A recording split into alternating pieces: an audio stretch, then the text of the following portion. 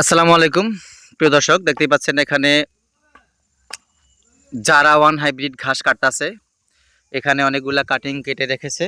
এটা এলাকার কাস্টমার, এটা আপনার জেলার বাইরে না। যেহেতু এলাকার কাস্টমার সেই জন্য কিন্তু এই ঘাসগুলা কাটতেছেন। এই দেখেন কত সুন্দর শিকড় চলে এসেছে। আর এই ঘাসগুলা কিন্তু 100% জার্মানেশন আসবে নিঃসন্দেহে। আর যেগুলা খারাপ মনে হয়, চিকন মনে হয়, সেগুলা ফালায় দেয়। কারণ ঘাসের তো আর শেষ নাই, জমিতে অনেক প্রচুর ঘাস রয়েছে। শতভাগ জার্মানেশন আসে সেই ঘাসগুলা কিন্তু কেটে দেওয়ার সবসময় চিন্তা করে থাকে সবাই, সব সময়। দেখতে পাচ্ছেন এই ঘাসগুলা চাষ করার সুবিধা হচ্ছে দর্শক, আপনি একবার চাষ করবেন অনায়াসে দীর্ঘদিন পর্যন্ত ফলন পাবেন। যেমন 7-8 বছর পর্যন্ত ফলন পাবেন যদি আপনার এই অনাকাঙ্ক্ষিতভাবে আপনার ঘাসগুলার শিকড় নষ্ট হয়ে যায় বা গোড়া নষ্ট না হয়ে যায়, তাহলে কিন্তু আপনি পারবেন। আর যখন 2-3 বছর পরে মনে করেন গোড়াতে একটু মাটি দিয়ে দিবেন, যা ঝুড়ো মাটি, তাহলে কিন্তু আবার নতুনত্বতা ফিরে আসে। আর এই ঘাসগুলো চাষ করা খুব সহজ। আপনারা জানেন হাইব্রিড ঘাস চাষকরণ ছাড়া কিন্তু এখন গবাদি পশু পালন করা খুবই একটা ব্যয়বহুল। বিশেষ করে কাঁচা ঘাসের উপর নির্ভরশীল হয়ে যদি আপনি গবাদি পশু পালন করেন, আপনার কখনো লস হবে না।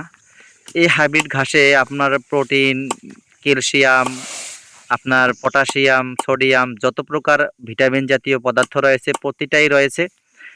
আর বর্তমান সময়ে বিশেষ করে খামারিরা এই ঘাসের উপর নির্ভর করে বৃহৎ বৃহৎ খামার পরিচালনা করে থাকেন। তো বলবো আপনার 2 পর্যায়ের আমরা ঘাস চাষ করে থাকি। বিশেষ করে খামারিরা উঁচু জমির জন্য 3-4টা ঘাস চাষ করি আমরা: জারা one hybrid, Taiwan hybrid, Indonesian smart Napier, American Guatemala.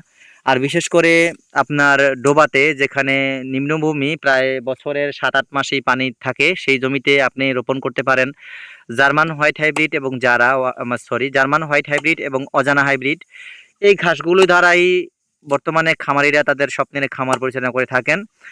আর বিশেষ করে আমরা এই চ্যানেলের মাধ্যমে সকল প্রকার ঘাসের জাত, প্রজনন, ঘাস চাষ, গবাদি পশুর সকল বিষয়ে কিন্তু আপডেট ভিডিও দিয়ে থাকি। যদি আপনাদের এর ব্যাপারে জানতে ইচ্ছে হয়, আমার চ্যানেলকে সাবস্ক্রাইব করে পাশে থাকবেন। আর একটু ভিডিওটা শেয়ার করে দিবেন, যাতে খামারি ভাইরা এই তথ্য পেয়ে ঘাস চাষ করে তাদের স্বপ্নের খামার করতে পারেন। সকলকে ধন্যবাদ।